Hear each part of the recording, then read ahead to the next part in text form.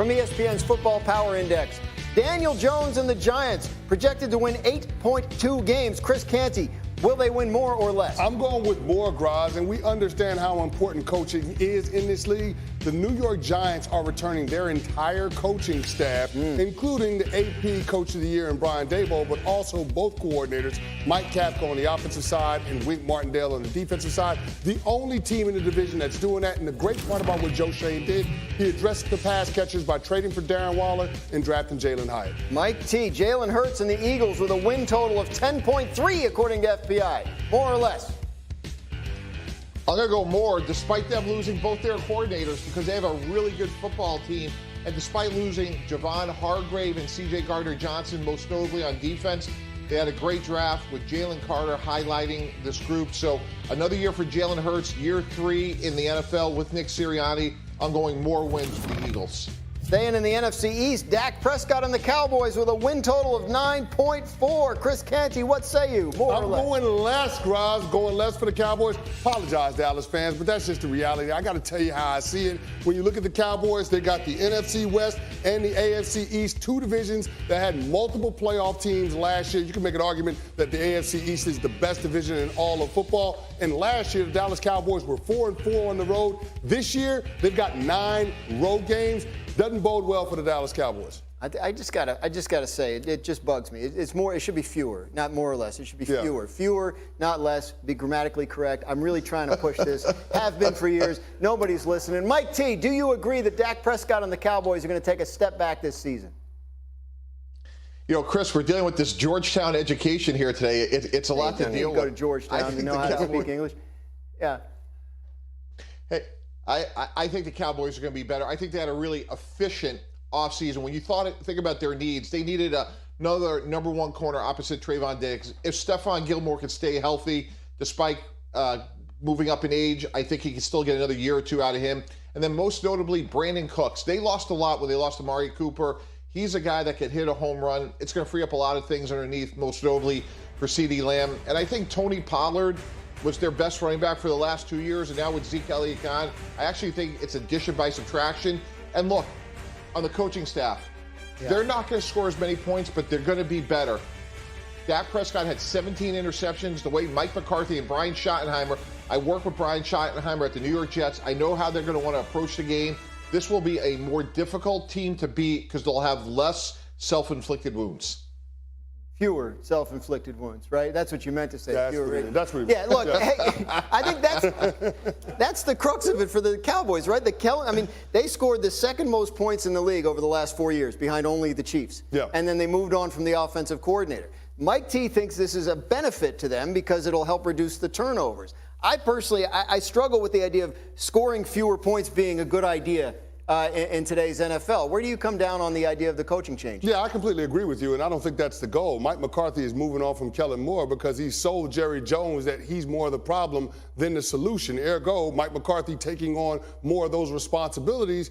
And you have to question whether or not that's a good thing for the team because you're talking about a head coach that hasn't done the job when it comes to instilling discipline in his teams. All you got to do is look at the penalties, and you look at the overall game management with him using timeouts and challenges. So Mike McCarthy has left a lot to be desired. And on top of that, the organization is saying, we are going to ask Dak Prescott to do more because of the players that we're putting around him. He is going to have to be the guy that is the catalyst for the unit that's supposed to win the day for us. And I'm not sure that's the pressure that the Cowboys need to be putting on Dak Prescott in order to get the best version of it. It's kind of a big year potentially for Dak, Mike T, because, look, he has a couple years left on the contract. They're talking about extending him this offseason. Maybe they get that done, maybe they don't. But, are we at a point now where we feel good about drawing a conclusion about, is this the guy that can lead Dallas to a Super Bowl?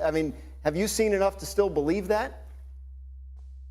Look, I've always been high on Dak Prescott, higher than others. And look, he had a bad year last year. He'd be the first one to admit it. But Dan, as we've talked about, part of the equation is when you're building a team is who are you going to get that is better?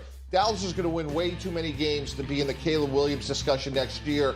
With that said, there's just not a lot of other great quarterback options. So, we could quibble. Is Dak Prescott 6th, 11th? He's somewhere in there, and he's going to be hard to find somebody that has better character, better leadership, and is a better quarterback overall. So if I was Dallas, I would extend him sooner than later, knowing that Justin Herbert's coming down the pike, Joe Burrow, and whenever Patrick Mahomes raises his hand and says, hey, I want more money, that's going to blow the whole market out of the water.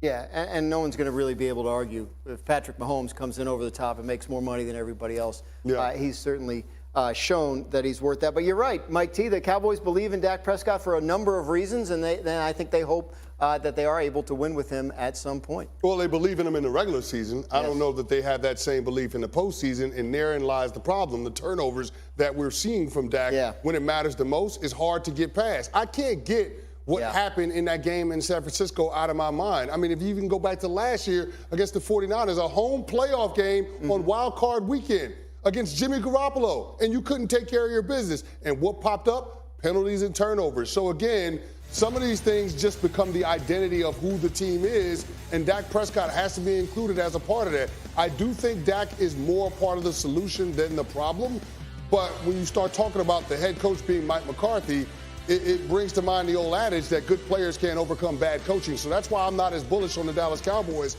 And I hate to, at the risk of saying that this is a hot take, but I don't expect the Dallas Cowboys to be in the postseason next year. Wow. I don't. You can't just do that. We got to go to. We got to. Well, I'm just telling you. I'm putting it out there, guys. I do not expect the Dallas Cowboys to be in the postseason in 2023. Don't expect them to make the playoffs. No. Mike T. Obviously, you disagree. Yeah, look, if we were talking about the AFC, you could make an argument that maybe they're not one of the 7 best, but in the NFC, look, this team is rock solid. We don't even talk about their defense and the job that Dan Quinn has done on that side of the ball, but I'm hard-pressed to think of 3 or 4 other teams that are better than the Cowboys in the NFC. So, look, they are not perfect. Dak Prescott has to play better. I agree with Chris from this standpoint. Those 2 interceptions against the 49ers in the first half were inexcusable. They probably would have had the lead at halftime at a minimum had he not thrown that second interception with less than. Aaron Rodgers, when he won a Super Bowl in 2010, he had a top 5 defense supporting him. Guess what? He's going to have the same thing with the New York Jets in Florham Park. He's got a top 5 defense that's anchored by, hopefully, re-signed Quentin Williams and Sauce Gardner on the back end. So I think Aaron Rodgers can get it done, especially with the defense that the Jets are bringing to the party, keeping games manageable, low scoring. How about in Dallas? Can Dak Prescott lead the Cowboys to an NFC East title? He can't, Graz. And here's the things that I'm worried about when it comes to Dak Prescott, the turnovers. Dak Prescott has had 35 turnovers across 31 games, including playoffs the last couple of years. That just ain't going to get it done. And to make matters worse, his offensive coordinator and play caller, Kellen Moore, is now the OC for the LA Chargers. That means Mike McCarthy taking on a bigger role in that offense. Stop me if you think that's a great idea for Dallas. I'm not stopping you. Can Lamar Jackson have his best season yet? Graz, I'm going to say he can. Think about this. Lamar Jackson in a pro-style offense in Louisville under Bobby Petrino did work. 57 touchdown passes across his last 2 years there in school.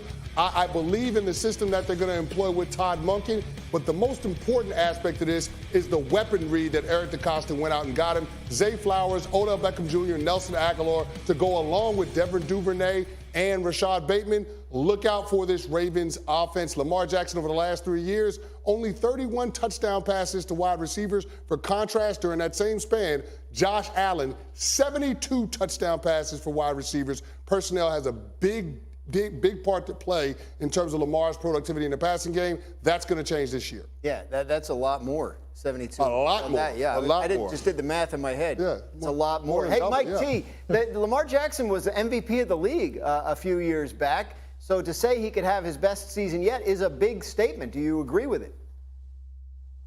Without question. And not only is it a lot more when you look at those touchdown passes, just the depth at the wide receiver position. And I love what the Ravens did. We used to use terms like sometimes you have a need. This was a must. And I love how the Ravens attacked this position. Nelson Aguilar is still a productive veteran receiver. OBJ, guys, if he's healthy, he was the best player on the field the last time he played in the Super Bowl. I know it's different. He's come off of a knee injury. He's a year older, but he can still make plays. Very few can. And Zay Flowers is an explosive slot player that I love from Boston College. So all of a sudden now you're talking about guys like Devin Duvernay and Rashad Bateman for depth with Mark Andrews. Without question, he could have his best year ever. And having a new offensive coordinator, we can't minimize the fact, guys, that the contract's in the rearview mirror. Now he could get in and learn